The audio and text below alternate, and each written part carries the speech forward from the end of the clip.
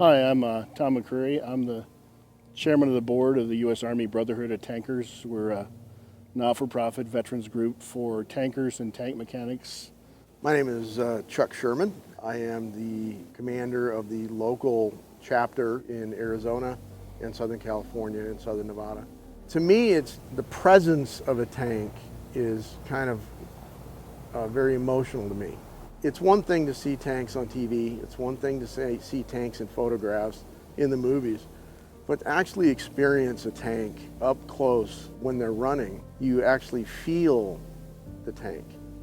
And once you felt that, you don't lose it, and you crave to see it and to experience it and to remember it again.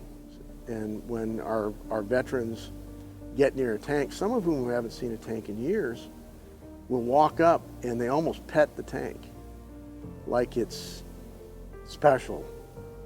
And you can see them in their minds, remembering, and all the feelings coming back.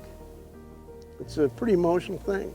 You know, there are places where you can go pay a few $1,000s to go ride around on a tank, but that's not available to the average person, and certainly not in a museum that's open daily like the air museums that are around the country. And you won't get that anywhere in the United States until hopefully we're able to get these moving here.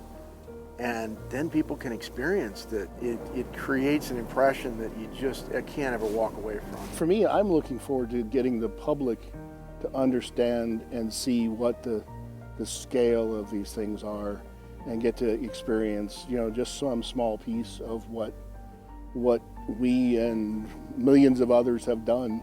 You know, I know the museum's broadly military vehicles, and there's an amazing variety of vehicles in the military. And so I think getting that story out, the story of the mechanics, of the drivers, of the crew, our job is to keep these things running and keep them fighting, but it's not very well known outside of our community.